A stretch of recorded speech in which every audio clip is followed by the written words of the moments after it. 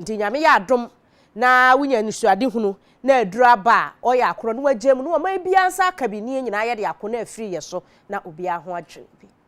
President of the General Assembly, Your Excellencies, Secretary General, a year ago, we were all looking forward to what we were sure would be the grand celebrations at this year's General Assembly to mark the 75th anniversary of the United Nations. Instead of the anticipated major gathering for the celebrations, we've been forced to stay at home and employ technology to make our addresses to the Assembly. It is not only these celebrations that have had to be adapted to changed circumstances. Our world has been turned upside down, and we have all been forced to learn new ways of doing things. It would have been implausible to suggest, but we have learnt not to shake hands or hug our loved ones. For many people, the most difficult thing to deal with in these uncertain and unsettling times has been the silence forced on churches, mosques, temples, and other places of worship. Singing in groups has become a dangerous activity, and a major item which is preoccupying the attention of world leaders is how to send and keep our children in school safely.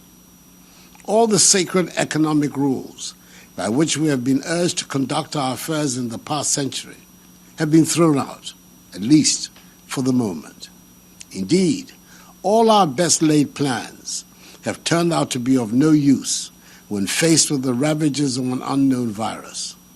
We in Ghana have, however, chalked modest successes in trying to defeat the virus through resolute actions by my government, the cooperation of the Ghanaian people, and the grace of the Almighty. Mr. President, the lessons are clear. We all fell together and looked into the abyss together. Even as we closed our borders and shut airports, the reality dawned on all of us that we had to rely on each other to be able to get out of the trouble we were in. We have all gone down together. We should all rise together. If the answer to this pandemic lies in finding a vaccine, that vaccine should be made available to the whole world, rich and poor alike, developed and developing, all races and all beliefs. The virus has taught us that we are all at risk, and there's no special protection for the rich or a particular class.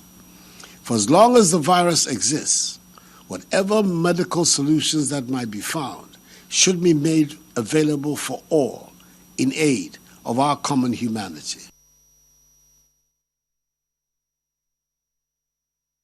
Sa dwumadie kro ya na Ghana mampanyina na Dodanko Akufo-Addo ede eto UN General Assembly no anim se ye ba beto abai afimpinu ni aduoni wo hye omobo se obehwe amasomduaba. The political season is at its height here in Ghana as we prepare for presidential and parliamentary elections in December. Like everything else in our world today, even the politicking has been affected by the pandemic, and we cannot campaign for votes in the style to which we are accustomed. We're having to rely on technology to find ways of popularizing our messages in the time of COVID-19. It is a matter of great pride to me that in spite of the difficulties in conducting an election during a pandemic, I'm able to state that all Ghanaians are agreed that we have to work together to ensure that the elections will be transparent, free, fair, safe, and credible. This will be the 8th elections since we embarked on constitutional rule in our 4th Republic in 1992.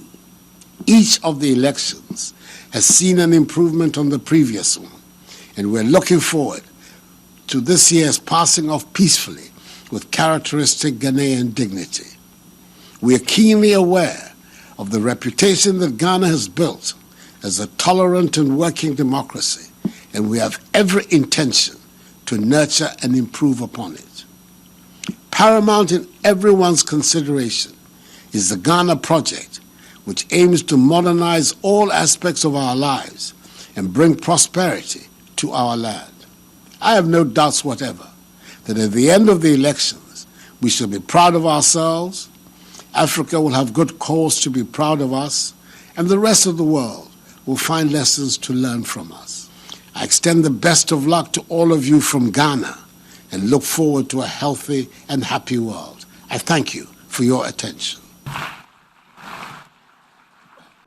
Yatwa and Sabne so ayediani chairman panyin dada ora John Dramani Mahama na kache na wadia tu eja ese se nyame ya dom no nya oman ya banwa etena so ayade oni Ghana fo nyina babo aboso baako wonsom na ye nyina page oman ya sikasem agira ne na so brane na se de MPP atete no agu. Imagine a 21st century Ghana if you won't settle for good enough anymore. Instead, you'll be asking for change in the way our country is led. So I'm telling our people, have hope. Our manifesto, the People's Manifesto, pledges that the new NDC government will help 1 million young Ghanaians to become coders and programmers, to become the backbone of the new economy we will build together for the benefit of all our people, not a few people. With 1 million young coders and a solid digital infrastructure, we will bridge the gap between our country, Ghana, and the more advanced countries far sooner than you may think. And that's why we must have hope and believe this hope is real, because together with NDC, we've already delivered. And if we've delivered once before, we're able to deliver again. Ghana Registered Nurses and Midwives Association womo ene empanimfo akwakohia yenim se na no dwoda womo etietua se enya de ombeye adwuma sanse wo hwe womo abrabom ne adwuma na omo ye no a enhye da nko yie kura nti womo hia se empanimfo ebehwe na watie won sufre ne no na enne womo de ababeto dwase se de omate atua no womo atwea sense sanse womo ne National Labour Commission ahia a womo guso eka ensem eti sabre ye de womo enkwa adwuma kopim se womo kansem no awie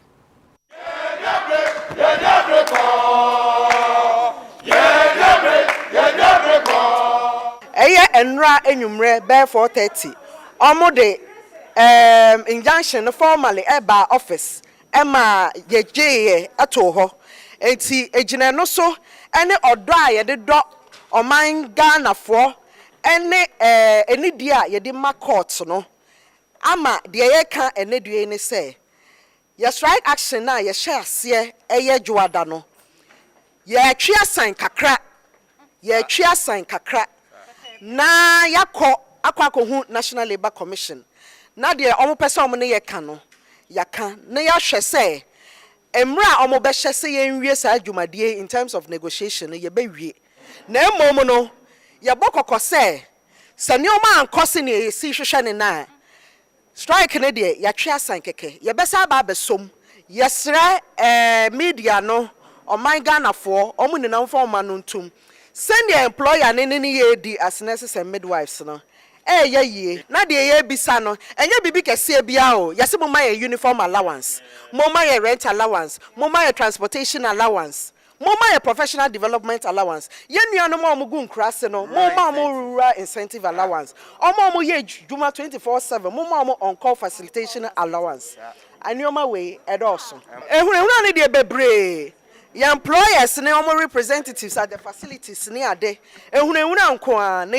ye bom kokose sa ehuna ne de omo hu se what letter bi ama nurse bi midwife bi ana p bi ana c area sa letter no titim na tugu baby esan se wo ka ba ko a waka ye nina ye nina no waka yen na omo ahwe ye a ejina sa ne o man ketenkete no so ebesa pusu yen ama adwuma no ye de begu ho ye nya biom na omo ankasa no ahwe no ma ye adwuma no busa wo say mental health your friend say across psychiatry or sika be no mu generate ayare fo omo ko ho no omo ntia hwe chips compound sika be no mu tua omo ntia hwe omo generate sika bia enti omo be ye densa omo saka enioma na ya tregu your document ni no enti this time around say enioma na ye busa nyina say de your president kan no mu ntia through IGF ye dwene aban ho aban da yakoma so nanso se ekombede nurse ni na wakotena adwumam na ode abufuo akohwe enkrofo de emwaye ye hu ni se boapayo bi na aban pese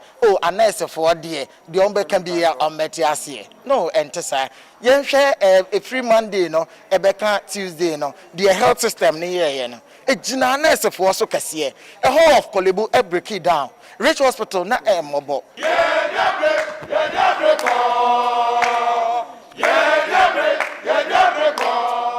Abusianfo ye to akase ebo no so anakrata ababeto yenim efri owura Charles Bisu so manfo edwani edi akira kamya yese nsem bi nenam frama mfonyini so de ebi atwa agu ewo social media so ene da bonkrata no mienu ene de ensem ne by Daily Dispatch newspaper womo ede baye ema womo ekire se MPP regional secretary waka MP waka nensa ama emoja atu afei wo Daily Guidance so a Daily Guide de by say MPP guru trade blows na che say omo de abɔ ani na samfonyini yi amuhunu wo TV so na de se de asi atwa gu no esemoni enso ka kire na ne nyina no na nkyerɛkyerɛ mu ne nyina kwakwayɛ sɛ onwonyamfo mrekuduka ene owura Charles Wontobisiu ene omo de bɔ ani abra omo kɔhia meeting ase na no ena owura Charles Bisiu de sa statement yi ababontin na sɛm a wɔka nyina ene sɛ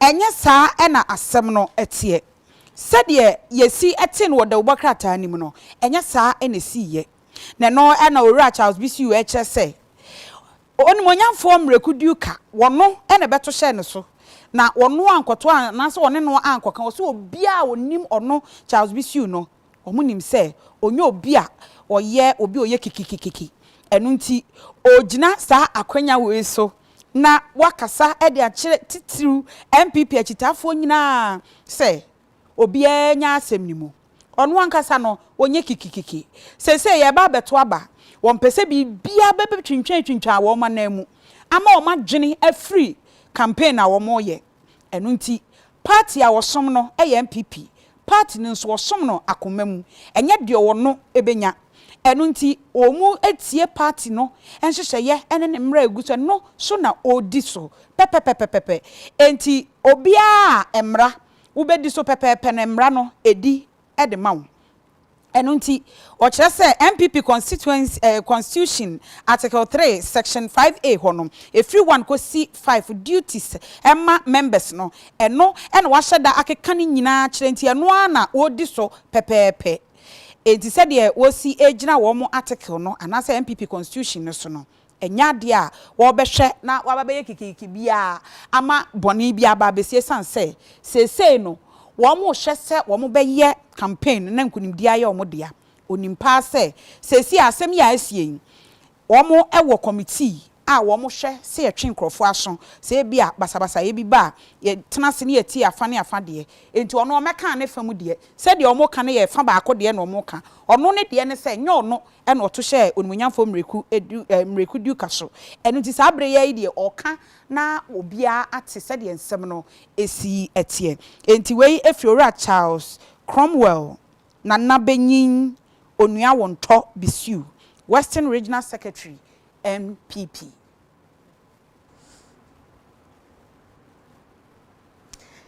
Ye be free ebroyin semu na abusuafo ye de ani ache NPP ene NDC amanyokom na ye ba beto abey ensem bebre na epejepeja ne ho na we de anya bro ne yabo obi abe na ni apa na obi awi obi kokromoti e de free so na emom yisi ebeto dwase video bi aba abonten ya nkofo yisi officials ni bi print cards ko emontene so de mankofo NDC amanyoko nam so amorura John Dramani Mahama Jane nto abo a wobo ese wo bankra hanu mu de omani abedi nsem nachi MPP so akasa e won nsem za afede NDC mu ye aduebo sa yoyimu na ye amanyoko emienu empanyimfo binumu ebedi nkomo na ya hwese de nsem no esitie pa Owura Peter Buama Otukono eye Deputy General Secretary de ma NDC amanyoko yensa aka no ahoma ne so ye ne no edi nkomo mira mo adwomo akwa baba UTV kase so mejo so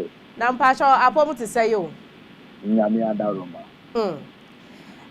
isi nchiremu a wode ama ewo sa video ye call viral ho NDC musi munyi ntuma nsisi so ne san ho a yo me say ye nyina ya yisi no yawa ene say abaso ensensem a ye komu a exhibition ye go bie nkrata mu na enipa empempem edi enim womu di womu nso bo se na obi mfoni oye bema adane oba oye oba adane bema ebi mu nso womu pin numbers na akoye the same bo se nipa aduonu na womu pin numbers eye the same obehwe de bi no obehu se obi edi eye different oni picture nso eye different enso no obehwe mu no na woni obi ewo the same pin number ene na sepo sa nyema no ngunguna ya FPP wo register ni mu no sa nyema we ya na electoral commission gina so de ka kire ye se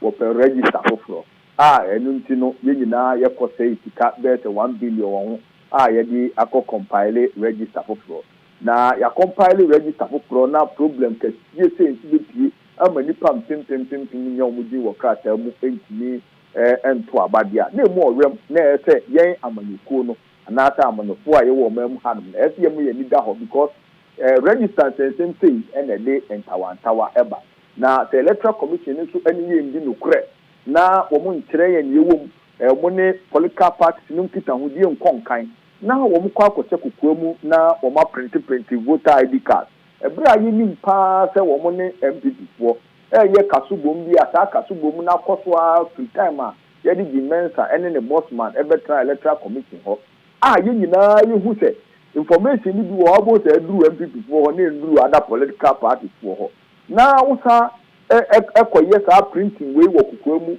ebra MPP fo announce ewo mu international branches se omo ntimi register no mo fo mo di no mo information bra ye be register omo ebra through foreign affairs ministry foreign mission say issue statement I question amount for information say omo fo mo di ni bebi on person mo to ababra na ye register omo na what start printing voter ID card without recourse to political parties ye tra ho ne ye hwe han ani anye nya meso aduma eno ene mu sensem ema ye campaign aye ne ya chi asensen na ye behwe nsem mu ye because exhibition period no and this year do the fear now so problem ewom MPC nyina di afiri mu na MP ni kwa koka na electoral commission aba to ayampia electoral commission na nko no nke so di tum se waye mistake ukọ ho no di ni ho no mo inclusive form wa fili inclusive form so what you have to say mistakes wo ho if you are correct mistakes no na wo ba na wo beto ayampia e ka ti o so ni e ka ni de yezemu na bibia ye krogen obi adi wo hu nipa na o si ni di ni mu no kra no nkrata nie se ni bi won krata na won se ni ma na fa ko to police station won go vem miro to kono anda na ne mun ka se yisi dwumadi a wodi na afi mo de for MPP for se wo mu ni MPP na ye kananen wo omo ne MPP kanana yo no anye nne na omo cha afie na wodi egesen sem ye kosu ya ye ni pa afiri mu enipa ye yi omo di afiri mu ne ebi betumi ya MPP fo ba what is MPP fo kasa what is MPP fo di hu nkomo e na no be kasa mo kra ye de na mo se ye free iPad ye free iPad en kan chiro obi a se ni na problem ti amanfo ni ayera ida wo na so MPP fo ye okay enti anye bia wo mu de se nipa no wo mu to abamo mo enye yi you see those are the things that we have to ask but ye hu mu ni se nipa pim we nyina wo mu di ni register mu enyina no wo be hwe no bibo na ewo NDC stronghold constituency ta wo mu eto aba ema NDC ana se constituency ta afi wo hwa dynamics ni favor NDC e na sa nyema ni ti wo ho no yo mi ro to kono we de so bodua mu kakra ma me yo bebe na so bodua mu kakra ma me nsa ka nana obribu ahenso ewa ahoma no so woye mranim ni ya NPP wosun kokoko amanyoko no so woye deputy general secretary ye ne no betwe nkomo e de afa asasem kro ya ho nti we de mamisima nana me pa cha ma joy la ma yo so mi number wada ma na apomu ti say yo o nanko pa ba o ma e derade ase yo yisi cards ya yes wo printing in chiremu ode aba de munuanom NDC for e kan say isi senka bibi sampo wo ho anka wo so obo amanyokofo na amane bibi asa ankoba en wo hye ntokuro mu na wo ye nti wone mu na eye kanana edi awia abamu mo de ne sai Oh, Randy, for you to do anyway. No, nana say they who know this for you. They do. Most of our numbers is almost so much uti. Uti. me patron I call it ugly noise. You see, you see, I am sir. All your exhibition. Because the thing who said, then you know, ebi dini babam yenu ebi dini kura emaye ebi address enkoye enti na oyes oye exhibition nti bia nko no nkohwe na anya na wakora do that is all and I see sure now you see your exhibition in actual what has that got to do with MPP or NDC or CPP? You see, because we put now a register no. The constitutional right. And therefore, me call register. No, I don't just a me to aba. Na me to call them just a me to MPP. No, you see, we should not start from the wrong premises. Na nay.